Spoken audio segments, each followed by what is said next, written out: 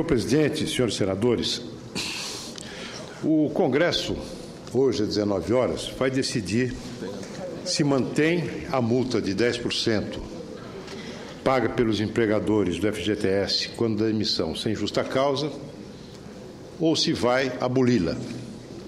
O PSDB já tomou uma posição, senhor presidente.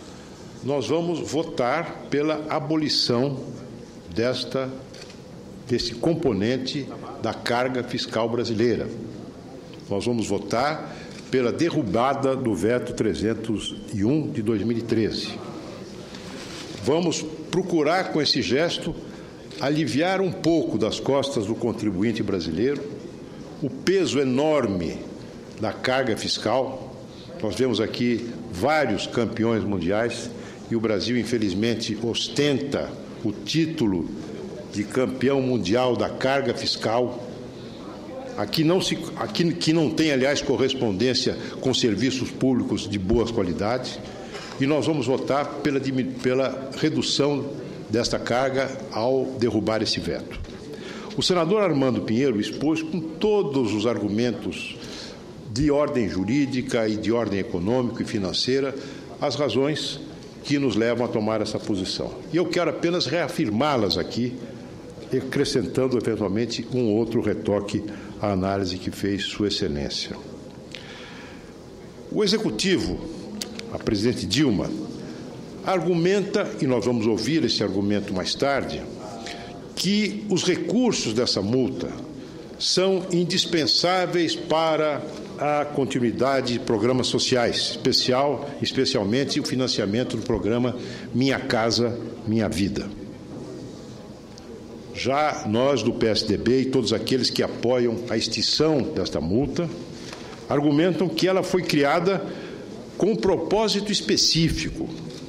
Foi uma contribuição social criada no bojo de uma ampla negociação política envolvendo empresários, Congresso, governo brasileiro, naquela ocasião representada pelo então ministro do Trabalho, senador Francisco Dornelles, diante de um rombo que havia sido constatado no patrimônio do FGTS, decorrente de um daqueles planos econômicos que fracassaram e que, felizmente, já ficaram para trás. Esta conjuntura da necessidade de cobrir esse rombo com o pagamento deste adicional sobre a multa já está esgotada. A finalidade já foi cumprida, segundo reconheceu o órgão que dirige o Fundo de Garantia, que gere o Fundo de Garantia, que é o seu Conselho Gestor. Conselho Gestor, onde estão representados governo, trabalhadores e empregadores. O Conselho Gestor reconheceu que não havia mais necessidade desse adicional. Então, a base jurídica da cobrança desse adicional desapareceu. Não tem mais sentido. É uma cobrança ilegítima. E a sua continuidade, eu não tenho dúvida, vai gerar uma quantidade enorme de ações judiciais que vão atravancar ainda mais o aparelho judiciário brasileiro. Mas, além dessa questão de ordem jurídica, que me parece absolutamente crucial, é preciso verificar a veracidade dos argumentos da Presidência da República quando diz que o FGTS, na falta deste recurso, do recurso proveniente dessa multa, não teria condições de bancar as políticas sociais que ele hoje suporta, especialmente o FGTS. Ora, senhor presidente, se nós verificarmos a evolução patrimonial do FGTS, o que nós verificamos é que o fundo tem obtido substantivos e crescentes superávites nos últimos exercícios. E aí não se trata de uma questão empresarial, é uma questão aritmética. Enquanto o passivo do FGTS cresceu entre 2007 e 2012 de 175 bilhões para 270 bilhões, 54%, o patrimônio líquido, que corresponde aos ativos que superam os depósitos vinculados e outras obrigações do fundo, ou seja, o patrimônio líquido, elevou-se espetacularmente nesse período, de 22,9 bilhões para 55,4 bilhões, ou seja, 141% de aumento do patrimônio líquido do Fundo de Garantia por Tempo de Serviço nesse período, entre 2007 e 2012.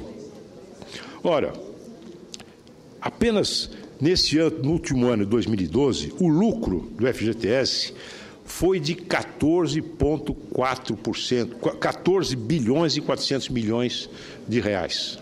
Esse foi o lucro do FGTS em 2012. Lembro aos senhores senadores e àqueles que nos ouvem e que nos veem que o valor estimado dessa multa para este ano é de 3,5 bilhões, quando o lucro do FGTS no ano passado foi de 14 bilhões e 400 milhões de reais. Vejam, Vossas Excelências, que o argumento do governo não se sustenta. É mentira que o fundo se ficaria incapaz de atingir as suas finalidades e suprir as necessidades financeiras do seu programa na ausência da multa. Mais importante ainda do que o tamanho do lucro de 2012, repito, 14 bilhões e 400 milhões, foi a sua composição. Porque 50% deste montante, senador Suplicy, resultam da reversão de provisão dos planos econômicos. A Caixa Econômica tinha determinado ao fundo que pusesse de lado recursos para que pudessem caucionar, digamos assim, a necessidade de cobrir prejuízos que poderiam surgir de novos planos, de consequências dos planos econômicos do passado. Ora, mais da metade do lucro do FGTS, de 14 bilhões e pouco, reverteu para o fundo, saiu da provisão e reverteu para o fundo, porque a própria Caixa Econômica entendeu que que essa provisão não era mais necessária. Não é? Agora, eu diria que, ao defender que o fim da multa, que a multa criada anos atrás já cumpriu a sua missão e deve ser extinta, eu acho que estou sendo até excessivamente conservador. Porque o que, na verdade, se observa no movimento patrimonial do FGTS é que o tempo de cobrança do fundo, desta multa, já foi excessivo, mesmo antes dele ter sido declarado como tal pelo Conselho Gestor do Fundo. Pois ele foi capaz de gerar provisões que a própria Caixa Econômica Federal considerou excessivas, repito, a ponto de ter promovido a reversão parcial dessas provisões, no montante de 7,5 bilhões de reais. Agora, senhor presidente, o que eu gostaria de também repisar nesse momento é que a pujança financeira do FGTS não se explica pela existência da multa, que é uma entrada que não gera passivo e nem dela carece. Na verdade, a formação do patrimônio líquido crescente do FGTS é uma situação anômala para um fundo cujas funções, com suas funções, e que se deve essa formação a uma subremuneração concedida aos depósitos e que gera essa subremuneração perdas constantes e crescentes no patrimônio dos trabalhadores. E também a outra explicação para esta pujança financeira é o alto spread cobrado nas operações de crédito, pois a Caixa cobra e cobra caro para a gestão das aplicações do FGTS, inclusive no Minha Casa Minha Vida. Eu já demonstrei que esta cobrança é mais ou menos equivalente ao montante da multa. Volto ao meu primeiro argumento. Entre 2007 e 2012, os depósitos dos trabalhadores que têm conta no FGTS foram reajustados com uma perda média anual de 1,5% em relação ao IPCA. Ou seja, os trabalhadores que têm depósito no FGTS tiveram uma remuneração real negativa, perderam patrimônio. E eu, infelizmente, não vejo no nosso movimento sindical, hoje fortemente enfeudado ao Estado, dependente da contribuição sindical, inclusive as centrais, não vejo, por parte do movimento sindical, uma reação vigorosa contra este verdadeiro assalto ao patrimônio dos trabalhadores configurados no FGTS. Remuneração média de 1,5% em relação ao IPCA, portanto, uma remuneração negativa. Por outro lado, quando a Caixa Econômica realiza operações de crédito, ela cobra, e cobra caro, por percentual de ganho de cada operação do próprio FGTS.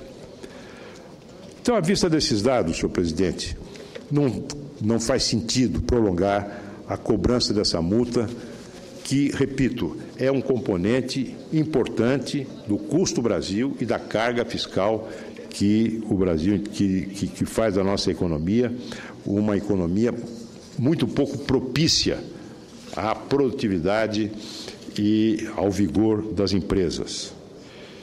Quero acrescentar ainda o dado, também mencionado aqui pelo senador Armando Monteiro, além de todos esses a que me referi, é que o Tesouro Nacional, ao invés de remunerar o fundo adequadamente, está retendo os dinheiros de fundo. A Folha de São Paulo tem uma reportagem outra que mostra o valor dessa retenção. Só no ano passado, o Tesouro Nacional guardou um pouco mais de 4 bilhões de reais para fazer superávit primário, para tentar, com isso, mal e mal, equilibrar as contas públicas. Portanto, o Tesouro reteve mais do que o valor da multa que o FGTS destina ao programa Minha Casa Minha Vida. Quero também comparar o montante deste recurso, do recurso oriundo da cobrança dessa multa, com as desonerações fiscais procedidas pelo governo nos últimos anos para setores escolhidos mais ou menos ao acaso e conforme o poder de lobby de cada um, inclusive das sempre esfaimadas multinacionais da indústria automobilística. Essas renúncias fiscais, segundo anunciado pelo ministro Mantega há cerca de 1 ano e meio atrás, representariam 50 bilhões de reais. 50 bilhões de reais de renúncia fiscal, enquanto o governo agora não quer abrir mão de uma multa ilegítima, ilegal, que representa 3 bilhões e meio de reais. Por essas razões, senhor presidente, e outras que nós haveremos de expor na sessão do Congresso, o PSDB vai votar pela derrubada do veto. E eu espero que o Senado, na sua maioria, vá nessa direção. Espero que os senadores, inclusive da base do governo, que comentam a boca pequena e que não veem mais sentido, pois sentido não há na manutenção desta multa, que os senadores, na hora de votar, realmente hajam em nome do povo brasileiro. Muito obrigado.